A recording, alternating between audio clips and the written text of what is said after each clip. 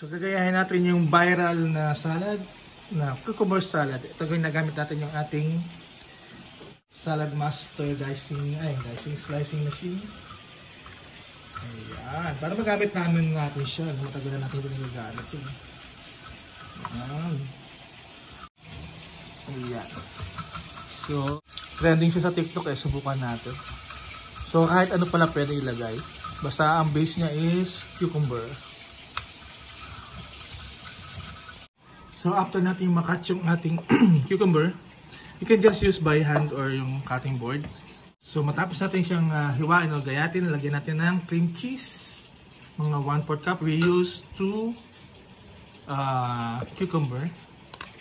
1/4 cup ng cream cheese. And then we also need some yogurt, around 2 tablespoons. Some mayonnaise. You can use Japanese mayo. Ayan, mga 1/4 cup. Or any brand ng mayonnaise. Ayan, mayonnaise. Some onions. So, ground black pepper. Salt, adjust according to your preference. Dried basil. Half teaspoon of garlic powder. A drop of sesame oil, or you can use sesame dressing. So we're gonna give it a good mix. Dun sa TikTok, nakalagay lang siya sa isang container. So you shake lang yung container.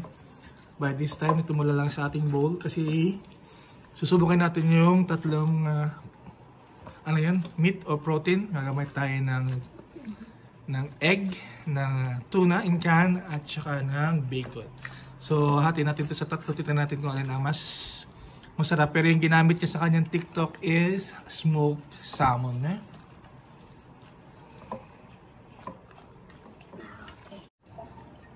Ayan siya. So, you can always adjust according to your preference na taste. Kung maalat, lagyan ng salt.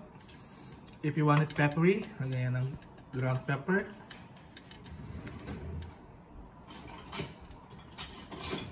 Para maganda siyang substitute for...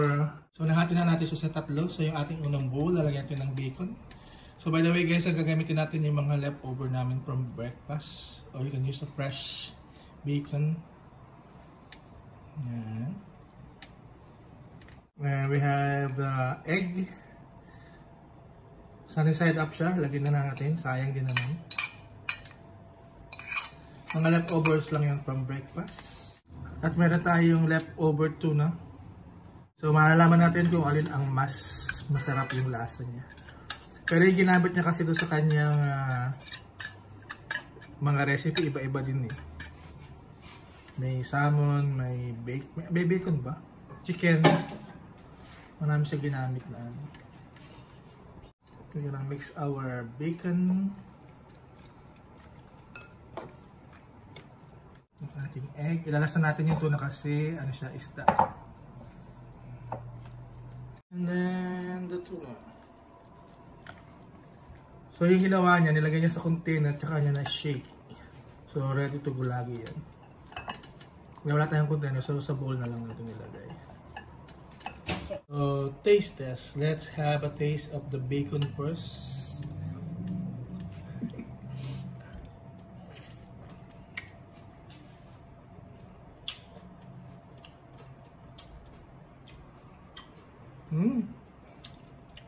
Okay.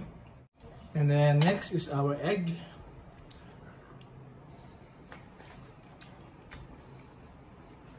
Ang dami yung pagkakaiba ng lasa. Not bad.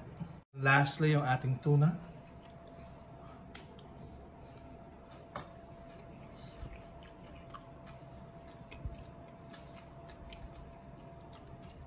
Iba-iba yung base niya, pero pag nalagyan na iba-iba yung texture niya. Pero alin na pinakamasarap? Tuna. Tuna is the best one. I don't like yung egg, sa ko lang, alam niyo naman yung bacon is medyo maalat. Medyo maalat siya ng konti kasi bacon maalat eh. Pero masarap yung tuna. Tuna. Siguro yung smoked salmon na ano. Ano din yun? Okay din yun, no? Okay guys.